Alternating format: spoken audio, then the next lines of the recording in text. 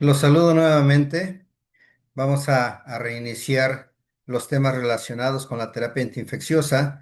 En esta videograbación que les voy a entregar, vamos a hablar acerca de otro grupo de antimicrobianos de uso muy frecuente en la práctica clínica, son los aminoglucósidos. Voy a cerrar mi cámara para que se centren exclusivamente en lo que es el tema que está presentándose ya en pantalla y vamos a dar inicio a la transmisión de este tema. Como sabemos nosotros, acabamos de ver los beta-lactámicos, un grupo muy grande de antimicrobianos. Los aminoglucósidos también tienen algo de historia y en esa historia podemos ver en este cuadro una lista importante de ellos, de los cuales seguramente ustedes han ya tenido contacto con algunos nombres, con la streptomicina, con la kanamicina, con la neomicina, seguramente y muy seguramente con gentamicina, tobramicina, amicacina, netilmicina. Los cuatro que encierro en el círculo rojo, en el cuadro rojo más bien, son la gentamicina, la tobra, la amicacina y netilmicina, que son los antibióticos de uso sistémico que se usan frecuentemente en nuestro medio, al menos aquí en el país. La historia de estos antibióticos empieza desde mediados de los años 40 en el siglo pasado, específicamente la streptomicina en 1944, a la cual se le dio un uso muy importante como base de los tratamientos para tuberculosis. Solamente que este medicamento pues demostró ser altamente nefrotóxico u ototóxico sobre todo, y en algún momento pues ya cayó en el desuso y ahora ya tenemos los nuevos esquemas para Mycobacterium tuberculosis que se encuentran incluso en los programas de vigilancia epidemiológica actuales en prácticamente todo el mundo.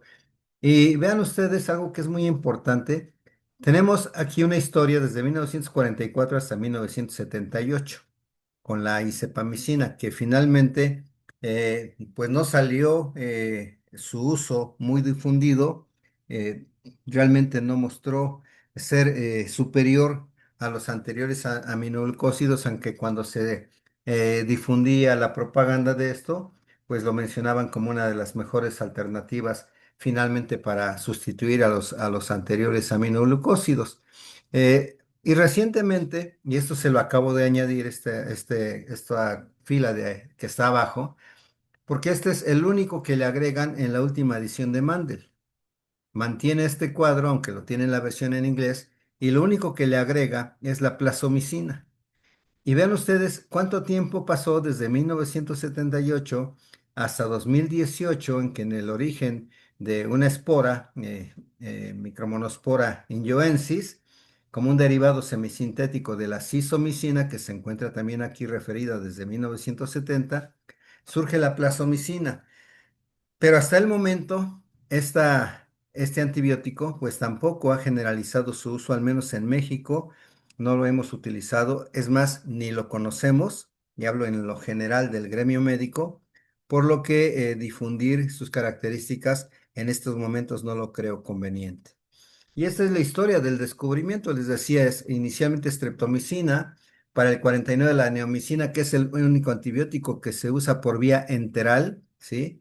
Y el resto, pues hasta 2018 la plasmicina es lo que han venido naciendo y sus orígenes están en bacterias o bien en esporas de algas, ¿sí? O bien como derivados sintéticos de otros, de los ancestros de los aminoglucósidos y la micacina derivado de la canamicina, que se encuentra por aquí en el 57, la netilmicina derivado de la cisomicina, de Micromonospora injoensis, que aquí se encuentra en el 70, la isepamicina derivada de la gentamicina, que se encuentra en el 63, y la plasomicina derivado de la cisomicina, que también pues vino a tratar de sustituir a la netilmicina, pero acá, que hasta el momento no se ha difundido en relación a su uso. Entonces, su origen, en términos generales, pues es a partir de dos microorganismos, de Streptomyces, de donde nacen la streptomicina, la neomicina, la canamicina y por lo tanto la amicacina, la tobramicina. Y de microspora o de micromonospora, las gentamicinas, como la gentamicina propiamente dicha, la isepamicina, la netilmicina, como las más, digamos, las de más uso actualmente en nuestro medio. Estructuralmente se habla de un anillo aminociclitol, un anillo central de 6 elementos y se dan cuenta tiene una estructura diferente a la que tienen los beta-lactámicos, completamente diferente en su estructura. Estos son los anillos aminociclitol de 6 elementos unidos por enlaces glucosídicos a diversos aminoazúcares. De ahí que su naturaleza los hace llamarse aminoglucósidos. Y tienen estas dos vías, la de la strepteidina, que es una de las vías que da origen a la streptomicina, y la que da origen a la canamicina, que es derivada de la 2-desoxistreptamina. Y aquí lo podemos ver más claramente, la de la streptidina que involucra a streptomicina y a spectinomicina, un aminoglucósido que se usó mucho por los años 80, 90 del siglo pasado y que actualmente es muy poco el uso que se le sigue dando. Se utilizaba generalmente para tratar algunas infecciones de transmisión sexual. Y la de la ruta de la desoxistreptamina, ven ustedes el resto de aminoglucósidos. A partir de la canamicina vienen posteriormente otros como las gentamicinas, la neomicina, la tobra, la amicacina, la netilmicina, que finalmente de todos ellos, pues si nosotros escogemos alguno, yo me quedaría seguramente con amicacina, con gentamicina, que nunca le he hecho desaire, de hecho conocí primero la genta que la amica, pero ambas tienen una eficacia más o menos comparable. Y si acaso la hubiera en México, porque hace tiempo que se utilizó aquí con ciertas ventajas, sobre todo por menos de no toxicidad, la netilmicina. Son los tres aminoglucósidos que en lo particular yo recomendaría en su uso. ¿Sí? Entonces aquí los estoy encerrando dependiendo de la familia de streptomicina, canamicina, gentamicina, neomicina y spectinomicina. Los miembros de estos grupos de la canamicina, si acaso dos, la amicacina y la tobramicina, son los que están actualmente en uso. De la gentamicina está la propia gentamicina y la netilmicina, las que están en uso. Y de la neomicina solo la neomicina como tal. La spectinomicina, les digo, ha reducido mucho su uso. Todavía la pueden encontrar en el mercado, pero prácticamente ha sido difícil ya poder implementar un protocolo teniendo como, digamos, alternativa importante a la spectinomicina, dados los otros esquemas que se recomiendan en guías de práctica clínica. La disponibilidad, pues aquí en México sí hay amicacina, sí hay tobramicina, sí hay gentamicina, la garamicina, de hecho, es una de las presentaciones comerciales. Había netilmicina, no sé si actualmente todavía se encuentra en el mercado, es la netromicina, y la neomicina también la hay en México. Entonces, con estos antibióticos realmente no tenemos problemas en cuanto a su abasto, en cuanto a su disponibilidad. ¿Cómo actúan? Ya lo habíamos comentado por la mañana en la clase, inhibiendo la síntesis de proteínas. Y aquí muy importante recordar la estructura de los ribosomas. Sabemos que los ribosomas tienen dos subunidades, los ribosomas bacterianos, la subunidad 30S y la subunidad 70S, ¿sí? En este sentido, al unirse a la subunidad 30S, dije 70, ¿verdad? No, me equivoqué, se los corrijo.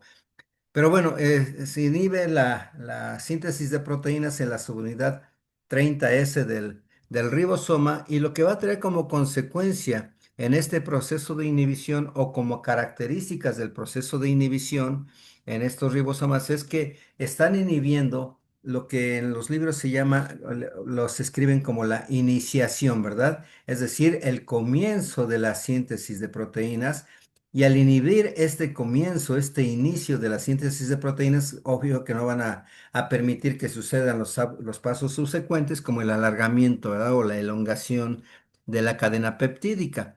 Esto va a dar lugar a que se eh, condicionen lecturas erróneas del código genético, aumenta cada vez más la frecuencia de lecturas erróneas y trae como consecuencia lo que habíamos dicho en la mañana, proteínas estructuralmente anormales. Y esto pues también hay con la intervención de los niveles de oxígeno. Sabemos que los aminoglucósidos se inactivan en potenciales redox y condiciones de oxígeno disminuidos, es decir, en condiciones de hipoxia o de anoxia tisular, definitivamente no funcionan los aminoglucósidos, se inhiben. Entonces, todos estos aspectos se van tomando en cuenta al momento de establecer cómo funcionan los aminoglucósidos. No es tan difícil entenderlo.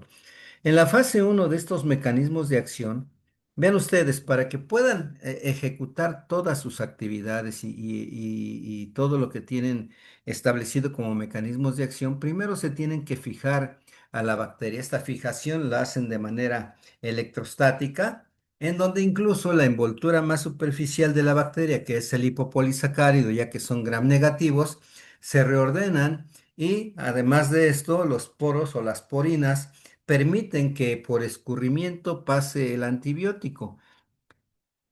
Una vez que llega al espacio periplásmico, pasa por el espacio periplásmico y se va a ir a buscar a los ribosomas. Recuerden que están dispersos, no hay incluso núcleo verdadero. Igual los ribosomas también andan dispersos muy frecuentemente. Busca el sitio blanco de la subunidad 30S de los ribosomas, es decir, la subunidad pequeña y condiciona los efectos que ya vimos, la inhibición de la síntesis de proteínas por medio de la alteración en la lectura del código genético y esto va a traer como consecuencia final la lisis bacteriana. Mostrado en un esquema, este yo no lo elaboré, me lo pasó una residente que se puso a trabajar con esto. Lo trató de representar así. Tenemos justamente la parte superficial de la bacteria en donde se aprecian los lipopolisacáridos, ¿sí? Las cabezas polares de los fosfolípidos que integran las membranas, la presencia de las porinas, que son proteínas, y aquí está representado en rojo la amicacina. Entonces la amicacina pasa a través de las porinas y va a ir a buscar, bueno, tiene que pasar por el espacio periplásmico con proteínas fijadoras de nutrimentos también, pasa por el espacio periplásmico, llega a los ribosomas y en los ribosomas, una vez que se une en el sitio blanco de la subunidad 30S, da finalmente la lectura errónea, produce la inhibición de la primera fase de la síntesis de proteínas, es decir, la fase de iniciación, y a nivel de lo que es la lectura del código genético, pues lo que va a condicionar son lecturas erróneas que van a dar origen a finalmente proteínas anómalas, proteínas que no van a ser de utilidad para la bacteria y van a provocar la lisis bacteriana. ¿Cuál es el espectro antimicrobiano de estos antibióticos? Hablamos de bacterias gram negativas aerobias y dentro de ellas también las enterobacterias, que es la cobertura habitual que llega a dar. Sin embargo, a pesar de que no tiene actividad contra bacterias gram positivas, aerobias también, se ha demostrado en diversos estudios que hasta un 15 a 20% de estafilococos pueden ser sensibles a la acción de estos aminoglucósidos. Es poco el porcentaje, pero en condiciones de sinergia con otros medicamentos que sí tengan actividad antiestafilocócica puede ser una combinación interesante, la amicacina o la gentamicina y tampoco actúan contra microorganismos anaerobios. Les decía que en condiciones de anaerobiosis, los aminoglucósidos no funcionan adecuadamente e incluso pueden llegar a inactivarse. Eh, Se dice que hay varios de ellos que tienen una actividad predecible in vitro contra Pseudomonas aeruginosa.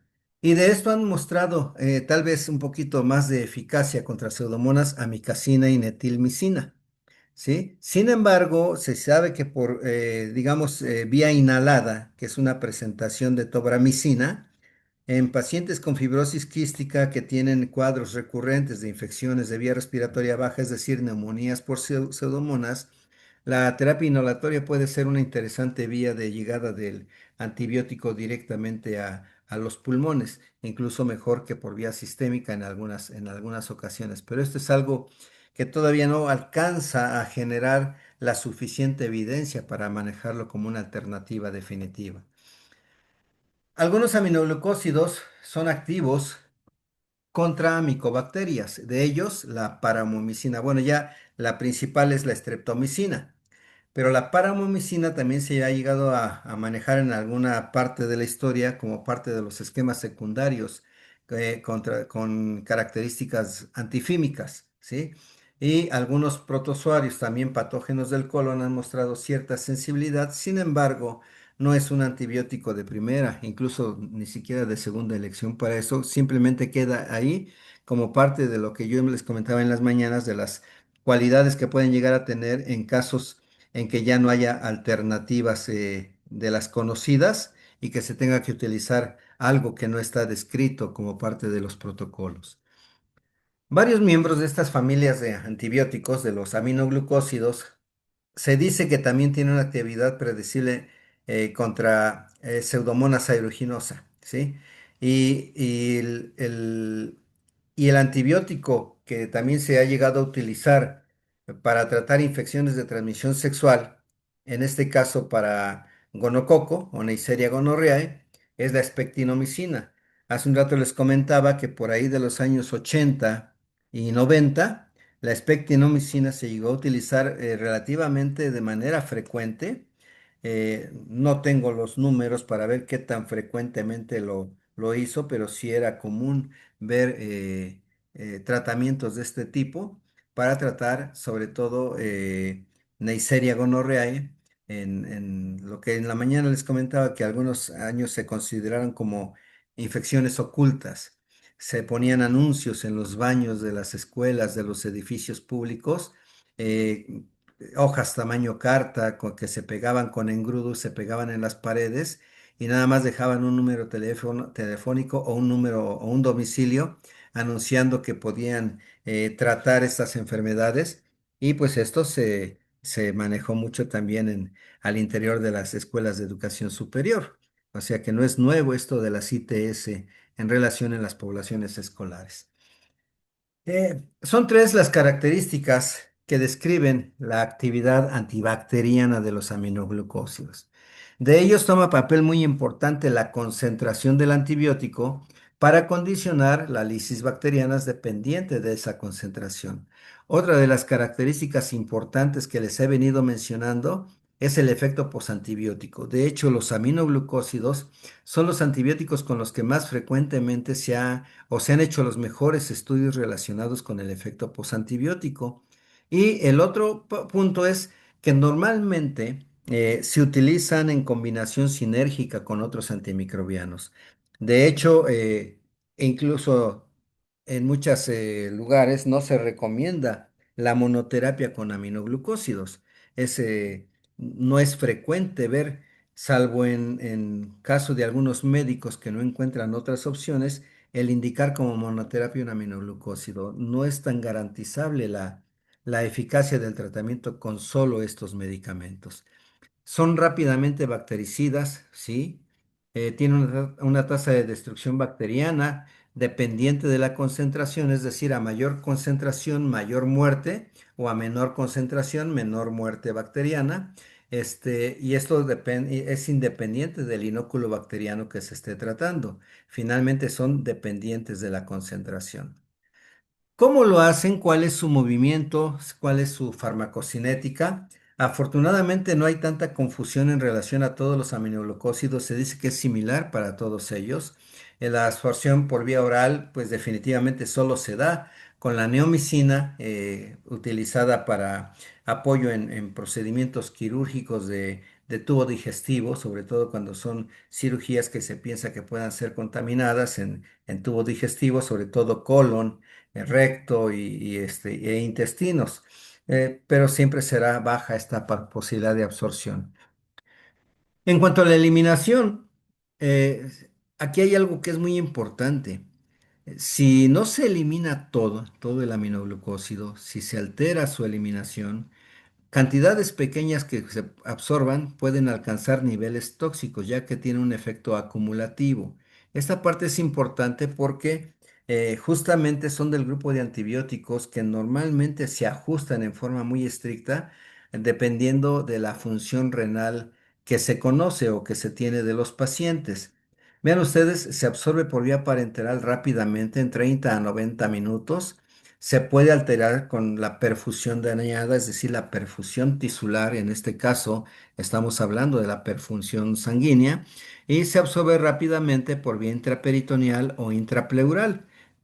Estos procedimientos normalmente los hacían pues los cirujanos o los cirujanos de tórax, e incluso algunos neurocirujanos de aplicar dosis intratecales de estos antibióticos, lo que condicionaba también severos reacciones inflamatorias en estas capas que cubren o que condicionan algunas cavidades corporales. ¿Cómo se distribuye? Pues es muy buena su distribución en orina. Finalmente su vía de eliminación es renal y alcanza buenas concentraciones en orina, así como en los recién nacidos es buena también, pero comienza a disminuir en lo que es el espacio vascular, en el espacio intersticial, disminuye mucho y definitivamente las membranas biológicas son carentes de mecanismos de transporte que puedan hacer que los aminoglucósidos lleguen a diversas cavidades corporales.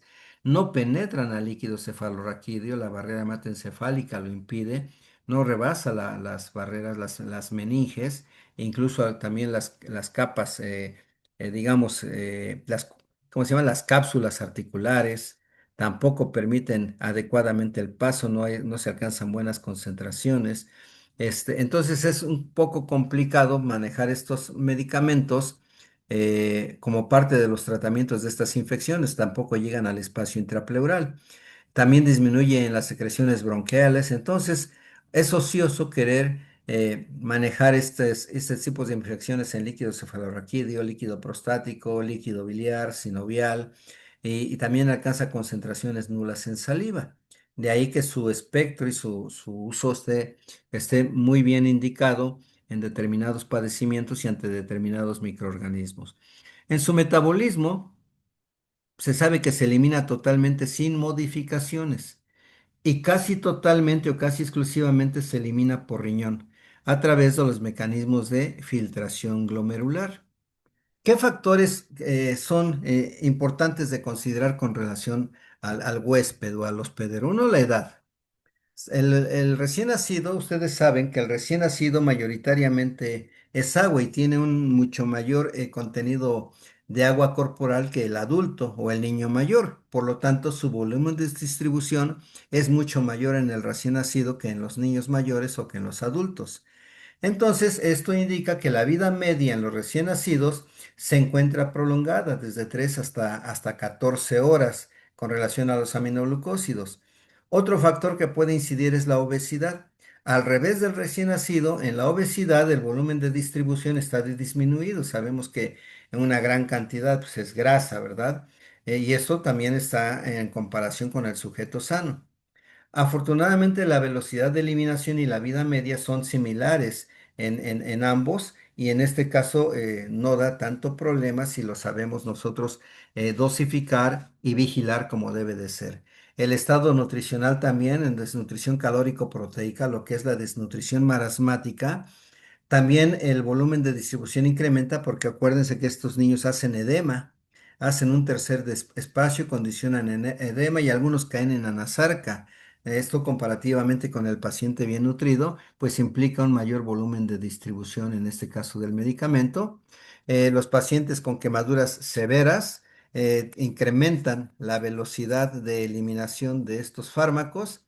En la fiebre pueden disminuir los niveles plasmáticos también del antibiótico. Entonces hay factores que nosotros tendremos que revisar cuando estamos pasando visita, nos hacen digamos, una escoleta en el pase de visita preguntándonos acerca de estos antibióticos.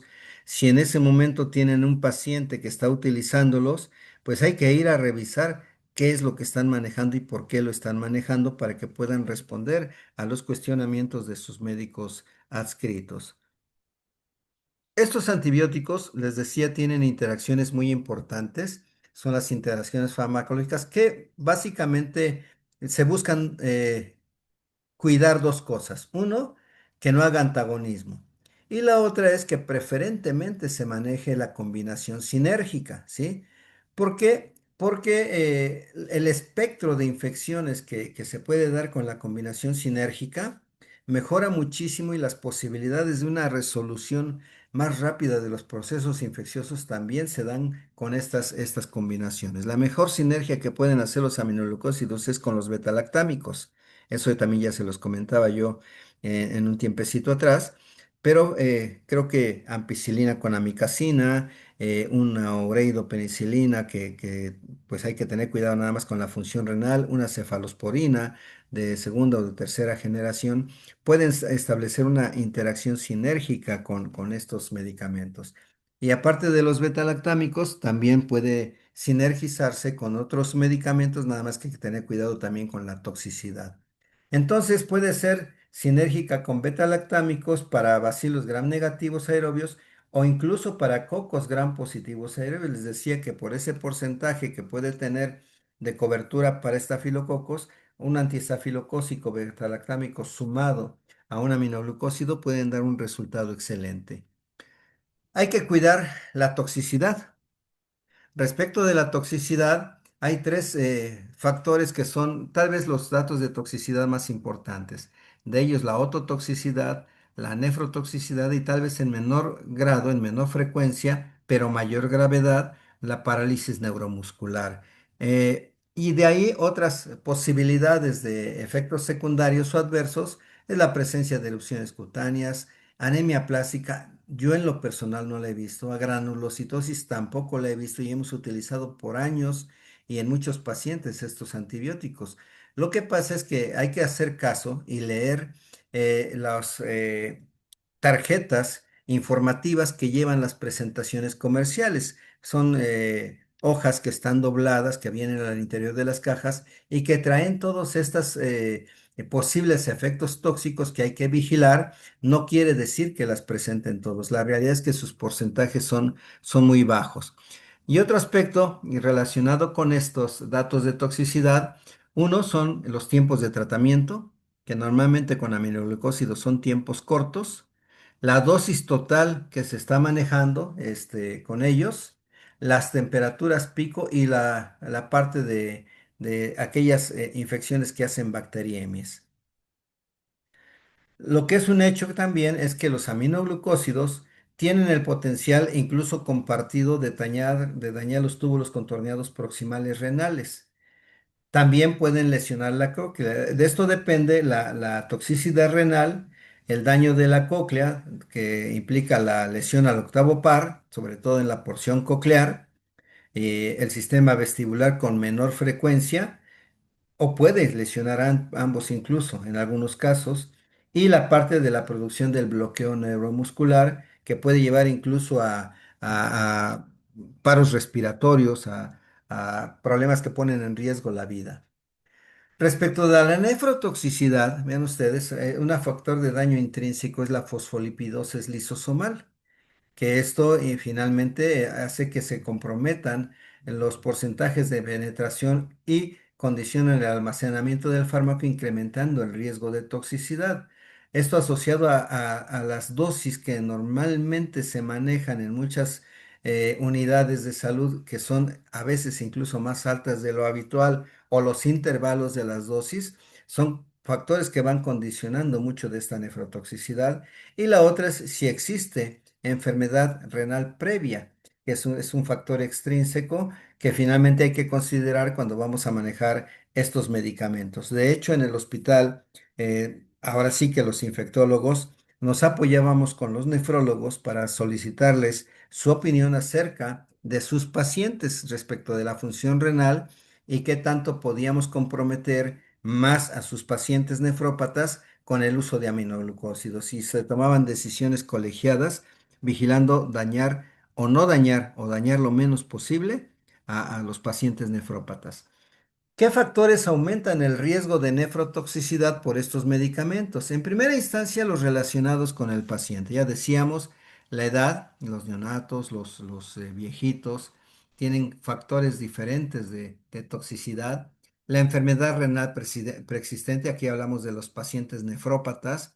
En el sexo no se ha generado la evidencia suficiente como para pensar que el hecho de ser mujer o ser hombre sea un factor de riesgo más importante.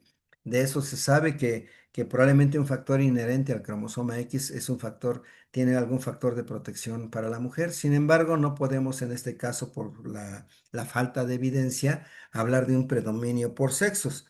La depresión de volumen, la hipotensión, también aumentan el riesgo de nefrotoxicidad cuando se depleta el volumen, cuando no se irriga bien un riñón, pues este riñón puede ser dañado también por el uso de medicamentos o bien la función hepática alterada.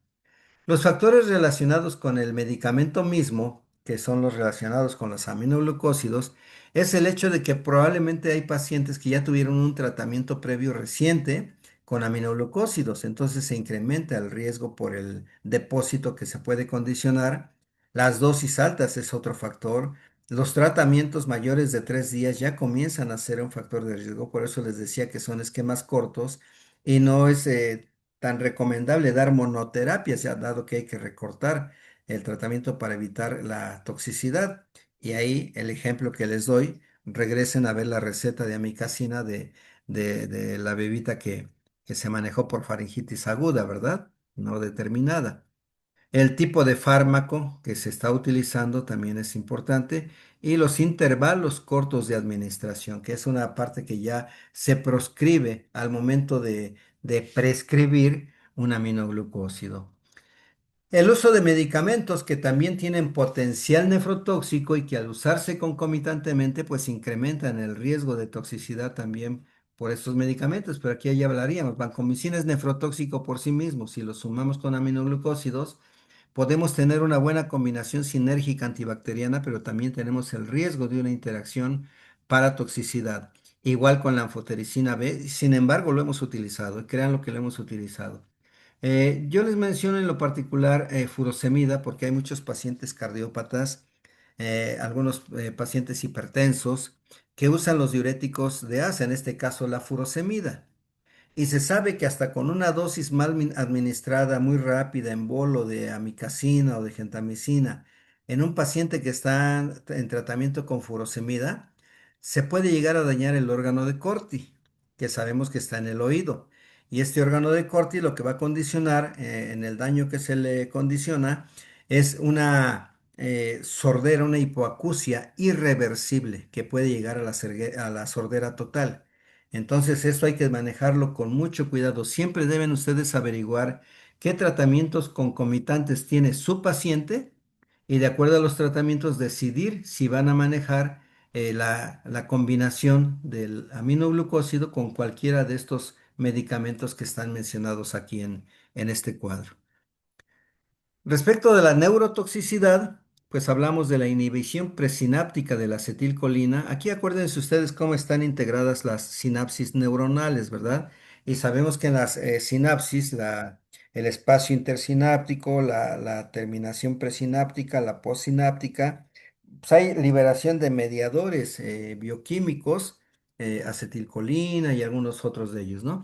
Entonces, algunas aminas.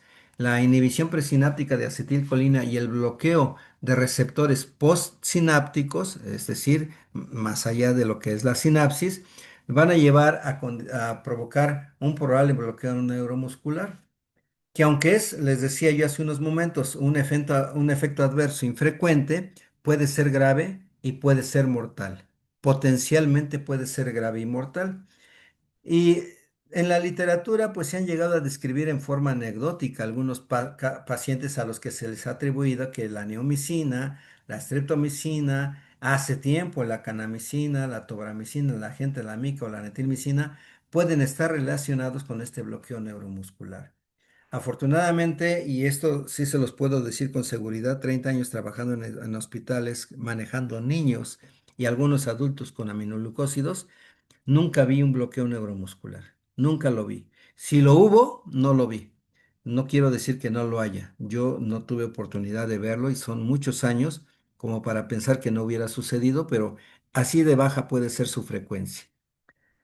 Ya en los últimos 40 años, y diríamos 50 años, todos estos medicamentos desde su creación han sido extensamente empleados en pacientes que tienen infecciones graves, tanto adultos como niños. ¿Sí? Han sido un factor de manejo, les digo, en combinación con en muchos padecimientos infecciosos. Sabemos, ya lo dijimos hace unos momentos, que la actividad bactericida es dependiente de la concentración. A mayor concentración, mayor mayor tasa de muerte bacteriana o de lisis bacteriana. A menor concentración, menor tasa de lisis bacteriana. Y también se les ha considerado ya en los últimos años los efectos posantibióticos. eh, Prácticamente estos se aplican para todos los microorganismos que son sensibles. ¿Cuáles son las indicaciones clínicas? Miren ustedes. Sepsis grave por gram negativos.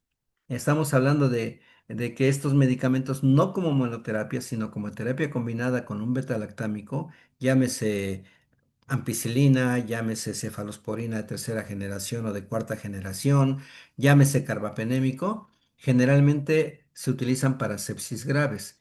Igual, en recién nacidos, sobre todo recién nacidos menores de 7 días, recién nacidos de término menores de 7 días que están infectados en sistema nervioso central por gram negativos, dentro de los primeros 7 días se pueden utilizar los aminoglucósidos porque la barrera hematoencefálica todavía se encuentra abierta, todavía es permeable.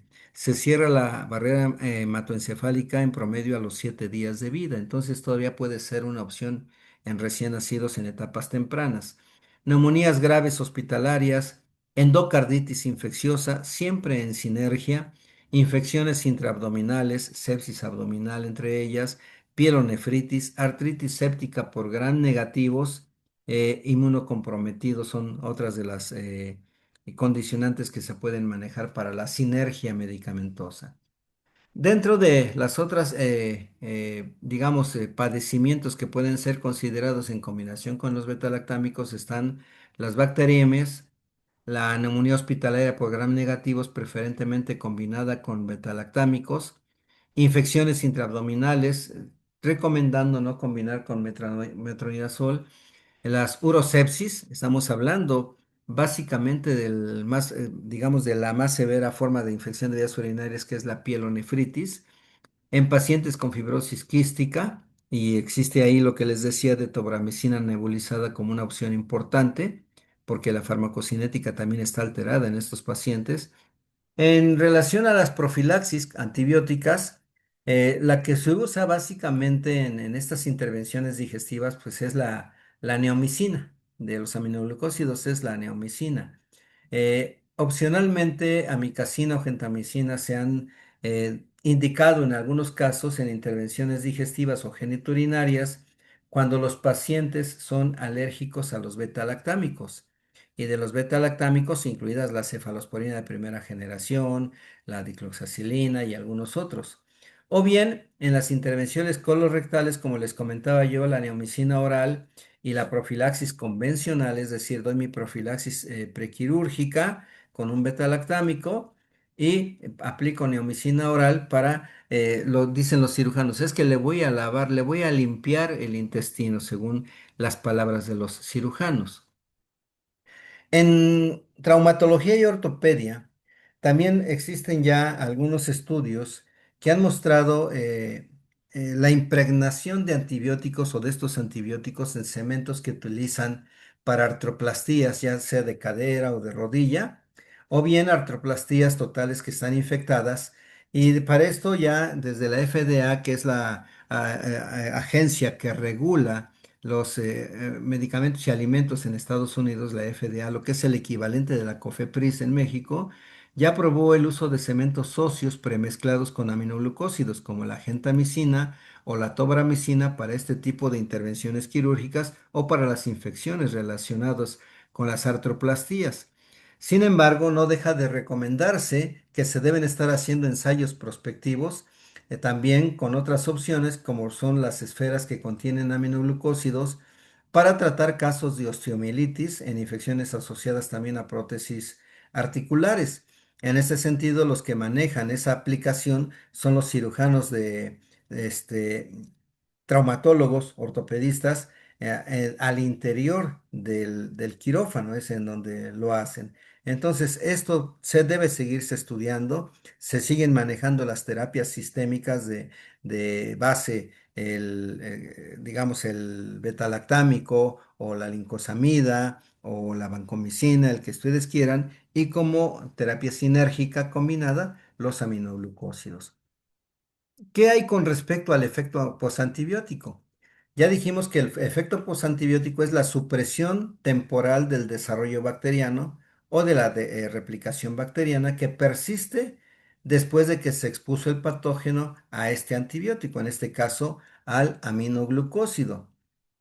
¿Qué se requiere? Pues prácticamente el tiempo para que se efectúe la resíntesis ribosomal, pues también la disociación de la amicacina de los ribosomas. Sabemos que se pega en un sitio de unión, hay que disociarse de la amicacina de los ribosomas y la liberación de la célula bacteriana.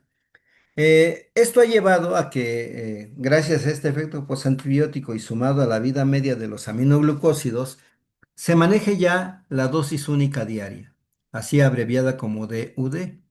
Ya hay muchísimos ensayos clínicos reportados en la literatura. Ustedes los pueden buscar nada más con las palabras clave, aminoglucósidos, efecto posantibiótico, y van a salir muchísimos estudios de ensayos clínicos, de ensayos bien sistematizados, aleatorizados, prospectivos, verdaderos metaanálisis importantes, en donde comparan la administración en dosis única diaria con la pauta tradicional que se tenía hace algunos años de cada 8 o cada 12 horas. Y estos han concluido, todos estos grandes estudios, que las pautas de dosis única tienen eficacia superior o igual, pero con otra ventaja, menos efectos adversos, que eso es una parte muy importante, menos toxicidad. Entonces hay eficacia antimicrobiana, aunque dice que son toxicidades comparables en una amplia variedad de infecciones, la realidad es que también han disminuido las tasas de efectos tóxicos de los aminoglucósidos, y estamos hablando de neumonía, infecciones intraabdominales, sepsis por gram negativos, todas aquellas indicaciones de infecciones graves con las que se manejan estos esquemas. Ya, e incluso se describen el tipo de personas que fueron estudiadas en todas estas reportes. Incluyen ancianos, enfermos críticos, pacientes con insuficiencia renal variable e incluso niños. Incluso niños ya se han incluido en estos reportes. Entonces, esa dosis única diaria, pues tiene una eficacia igual que el método tradicional de dosis múltiples, o sea, es plenamente eficaz, pero con reducción del riesgo de la nefrotoxicidad y de la ototoxicidad, que aunque no lo elimina por completo, pues sí lo disminuye en mucho, y eso es un gran beneficio. Consume menos tiempo, consume menos insumos, es más sencilla, es más fácil de vigilar por el personal que atiende a los pacientes aún dentro de los hospitales, por lo tanto es más rentable que las dosis múltiples. Lo que se va recomendando es que hay que también individualizar los casos y, por ejemplo, pacientes con endocarditis por enterococo, que es un caso particular, probablemente tuviera que manejarse cuando menos 2 veces al día este tipo de tratamientos. Sin embargo, para algunos pacientes también requieren, no hay suficiente evidencia y la recomendación es que se hagan más estudios, por ejemplo, en embarazadas, en pacientes con fibrosis quística, en meningitis por bacilos gram negativos aerobios. ¿Por qué? Por la aberrante distribución que puede tener al líquido cefalorraquídeo, excepto en la edad temprana del recién nacido, o enfermos con osteomielitis. Algo que en lo que también ha influido mucho o ha impactado es que este tipo de dosificación única no deteriora la función neuromuscular. Y si yo en 30 años no vi ningún caso, pues creo que no lo voy a ver en mi vida, un caso de función neuromuscular paralizada por el uso de aminoglucósidos, ni siquiera en enfermos críticos que están con ventilación asistida. Lo que se recomienda para evitar esto es la velocidad de infusión relativamente lenta. Hablamos de 30 a 60 minutos la velocidad de infusión y no pasarla en bolo rápido, porque la infusión en bolo rápido, como les comentaba yo en el aula, puede tener el riesgo de alcanzar un nivel tóxico, una espiga en la curva de comportamiento farmacocinético que pueda dañar el órgano de corte y dejar a una persona sorda o una lesión renal. Entonces, las concentraciones séricas pico que se alcanzan con gentamicina, vean ustedes, esto es muy importante, porque hablamos de concentraciones séricas pico que sabemos que se miden en microgramos por mililitro, ¿sí? Hablamos de gentamicina, metilmicina, tobramicina, tras una dosis de 7 miligramos por kilo que se infunde en 30 minutos. Vean ustedes las concentraciones que alcanza, 15 a 20 microgramos por mililitro. Y normalmente para los diferentes microorganismos las concentraciones inhibitorias y bactericidas están muy por debajo de esta cantidad que se alcanza con esta dosis ponderal. La micacina, vean ustedes, a dosis de 15 miligramos, también en infusiones de 30 o a 60 minutos, alcanzan concentraciones pico que casi llegan a los 50 microgramos por mililitro. Entonces, esta parte de las monodosis infundidas en 30 a 60 minutos, monodosis diarias, nos dan una gran ventaja por sobre los intervalos de cada 8 o cada 12 horas que finalmente requieren mucha mayor vigilancia. Y en este cuadro, que lo rehice, venía en amarillo y blanquito como en sus libros de Mandel, vienen justamente las dosis sugeridas en adultos dependiendo del aclaramiento de creatinina, es decir, de la medición de la función renal valorada por la aclaración o la depuración de creatinina en mililitros por minuto. Entonces, para estos tres antibióticos, gentamicina, netilmicina y tobramicina, manejan dosis de 7 miligramos cuando el aclaramiento de creatinina es de 100 mililitros por minuto. Conforme va reduciendo el aclaramiento de creatinina, se van estableciendo diferentes dosis en miligramos por kilo para que tenga una eficacia más o menos sostenida, pero menos riesgo de incrementar la nefrotoxicidad. ¿Sí? Esto depende mucho del aclaramiento. Aquí, entre más baja es la depuración, pues más comprometido está el riñón, significa que hay insuficiencia renal. Y lo mismo con amicacina, y vean ustedes los intervalos de dosis en la última columna.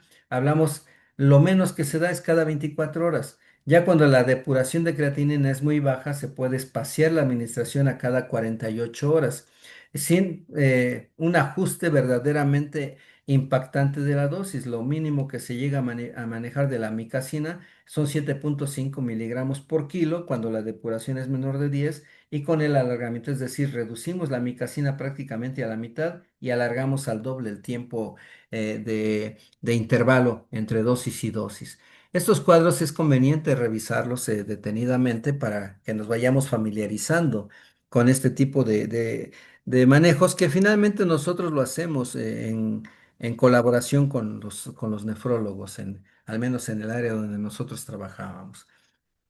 Si nos vamos por aminoglucósidos, la amicacina, digamos que es el primer aminoglucósido semisintético que deriva de la canamicina, esto lo dijimos al principio.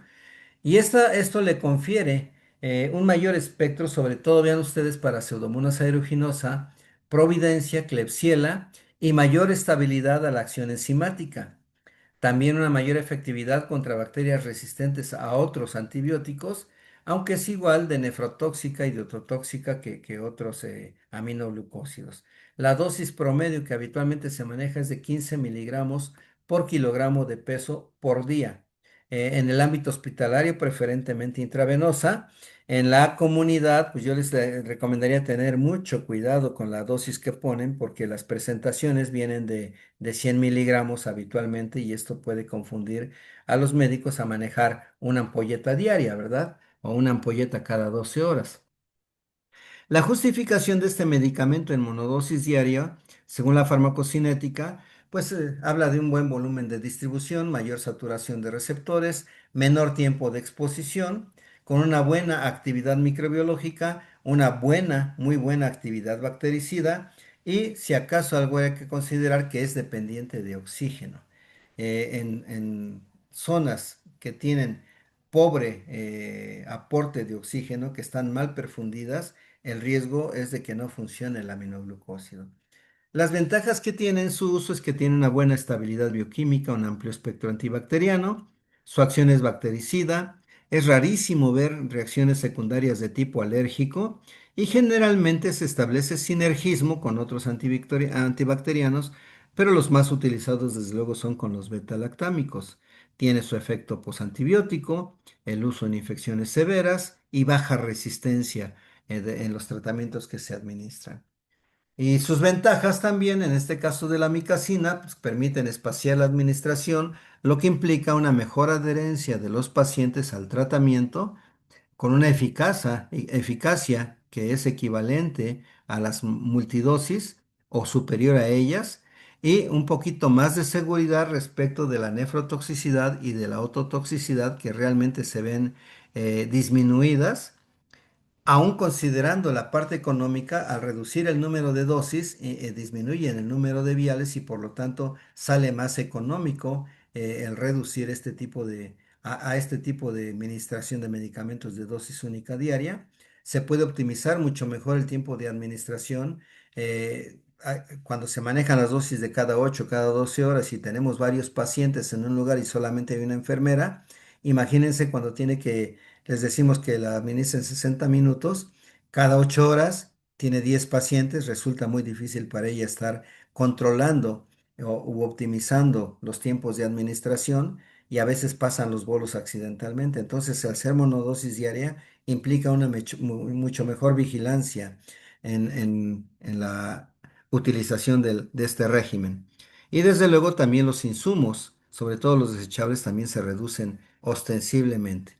Si se pueden considerar algunas desventajas, la poca o nula absorción en tubo digestivo de la micacina, escasa penetración intracelular y poca o nula penetración al sistema nervioso central. Eso es con respecto a micacina. Otro aminoglucósido que ustedes lo deben conocer, porque es obligado conocerlo, ya que fue uno de los primeros a utilizarse en tuberculosis, es la streptomicina. La streptomicina, que además del Mycobacterium tuberculosis, también da buena cobertura para brucelosis, para enterococo fecalis en endocarditis infecciosa y para infecciones severas por Haemophilus influenzae que son resistentes a cloranfenicol y ampicilina, que esto se comenzó a dar desde los años 80 y 90, esos tipos de resistencia. Fue primera elección en tuberculosis y brucelosis. Ahora han surgido muchas otras alternativas con menos efectos colaterales que la streptomicina o menos eventos adversos. Por eso ha caído en el desuso. Sin embargo, sigue estando ahí en el stock como una posibilidad, digamos, heroica de tratamiento cuando no han funcionado bien los esquemas actuales. Normalmente también se da asociada con otros medicamentos y también lo ha utilizado para preparación prequirúrgica intestinal. La dosis que se ha manejado con este antibiótico es de 20 a 40 miligramos por kilogramo por día intramuscular. A mí me tocó asistir en los tratamientos supervisados de tuberculosis cuando hice el servicio social, domicilio por domicilio con los pacientes con tuberculosis para administrarles su estreptomicina diariamente. Era tremendo estar poniendo intramuscular una estreptomicina diaria durante 2 meses, que era la fase intensiva, y posteriormente pues seguirle hasta completar un año de tratamiento. Así eran los esquemas antes. La neomicina, que les decía yo que es la única que se da por vía oral, generalmente se utiliza para profilaxis quirúrgica, es decir, la descontaminación del colon y el recto, según los cirujanos dicen, voy a descontaminar, voy a lavar el intestino con neomicina. Eh, Sin embargo, tiene otros usos. En pacientes que tienen encefalopatía hepática, que están en terapia intensiva, que tienen hiperamonemia, que es algo de las complicaciones en encefalopatía hepática y de hecho es parte de los causales de la encefalopatía hepática, la acumulación de amonio. En la hiperamonemia se trata justamente con neomicina, vean ustedes, 50 a 100 miligramos por kilo por día cada 6 horas, con un máximo de 12 gramos al día, con los riesgos que esto lleva también. También ha sido ayudante en la profilaxis antibiótico de cirugía intestinal, que es la que aquí mencionábamos, 15 miligramos kilodosis, 3 dosis durante 10 horas al día antes de la cirugía. En cuadros de gastroenteritis o de enteritis como terapia combinada, ya prácticamente esto quedó en el desuso. De hecho, incluso todavía existen algunas suspensiones que venden en el mercado. Uno de ellos se llama Caumicin. El Caumicin tiene caolín pectina más neomicina. La realidad es que ya ni siquiera se recomienda el utilizar estos compuestos para el tratamiento de la diarrea. Y por vía tópica también hay en oftálmica, acuérdense que hay gotas oftálmicas con polimixina, neomicina y gramicidina. Entonces también tópicamente se puede encontrar también para los oídos, la presentación óptica nasal en piel, mucosa oral y vulvovaginitis. Habitualmente se da también de manera combinada con otros componentes de los medicamentos tópicos. Otro de los aminoglucósidos es la netilmicina. Esta netilmicina generalmente se utiliza también en infecciones graves por gram negativos. Es un primo hermano derivado de la gentamicina. Es el menos tóxico y esta es una gran ventaja de los aminoglucósidos listados. Este es el menos tóxico. La dosis también es más baja, 5 a 7 miligramos por kilo por día. Sin embargo, pues en México aparentemente ya no se encuentra en el mercado. Lo voy a averiguar, se los prometo, lo voy a averiguar a ver si está en el mercado. Pero por alguna razón, incluso en los hospitales se dejó de adquirir y no, ya no lo pudimos seguir utilizando. Cuando empezó sí lo llegamos a utilizar y la verdad que sí fue eficaz su uso. La sizomicina y la tobromicina tienen las dosis más o menos similares si pensamos en la parte de dosis tope, que es 6 miligramos por kilo por día.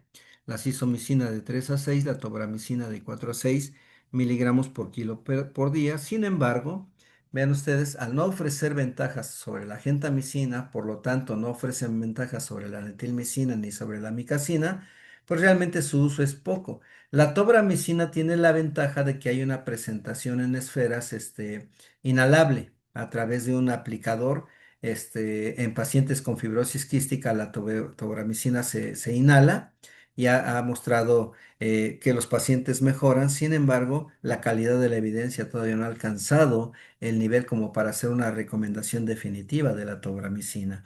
También se han usado en sepsis neonatal por microorganismos gram negativos, pero tampoco han mostrado tener ventajas sobre la micacina o sobre la gentamicina.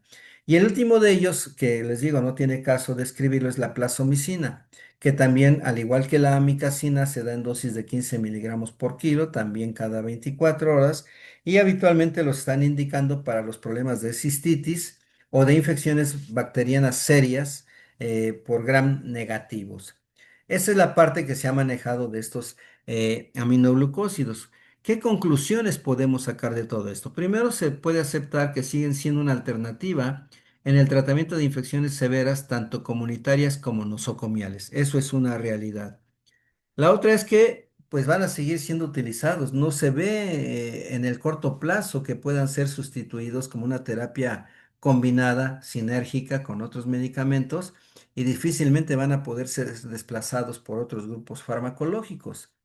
Y pues, lo que les decía yo, la corriente más importante es su asociación para reforzar la asociación o la acción contra pseudomonas y otros gram negativos, la asociación con otros antibióticos, se los recuerdo. Eh, Si bien, pues la parte de nefrotoxicidad renal siempre debe ser considerada, su uso pues frecuente también ha sido un factor que ha venido a condicionar este tipo de alertas. De todos modos, se siguen manejando ahora con estas nuevas recomendaciones en su uso. Esta parte de la lesión renal probablemente vaya disminuyendo en forma cada vez más notoria y esto va incluso a favorecer que más médicos utilicen las combinaciones con el aminoglucósido. Se ha reconocido que entre mayor concentración, mayor tasa de lisis bacteriana, entre menor concentración del antibiótico, menor tasa de lisis bacteriana, y el efecto posantibiótico que sumado a la vida media y a la actividad bactericida permite dosificar cuando menos cada 24 horas. Y esto va de la mano con lo que es el primer párrafo de reducir la toxicidad renal y la toxicidad óptica. También tienen mecanismos de resistencia. Y estos mecanismos de resistencia básicamente son dependientes de la presencia de plásmidos que contienen esos genes de resistencia. El cómo lo hacen es una resistencia de tipo ribosomal, transporte ineficiente del fármaco. Sabemos que hay proteínas transportadoras y necesita llegar desde el exterior de la bacteria hasta alcanzar los ribosomas. Ahí se puede encontrar con dificultades. La modificación enzimática del aminoglucósido y algunos otros mecanismos que no han sido bien descritos, pero que pueden conformar parte del por qué un aminoglucósido pudiera fallar. Afortunadamente todavía es bajo, todavía es bajo, todavía tenemos una opción que combinada con otros antibióticos puede permitir resolver muchos problemas infecciosos graves. Y con esto concluyo la parte relacionada con aminoglucósidos. Hasta aquí lo vamos a dejar para más adelante mandarles también el tema de tetraciclinas, que es el siguiente capítulo a revisar. Tengan mucho cuidado en sus desplazamientos a casa o a la escuela.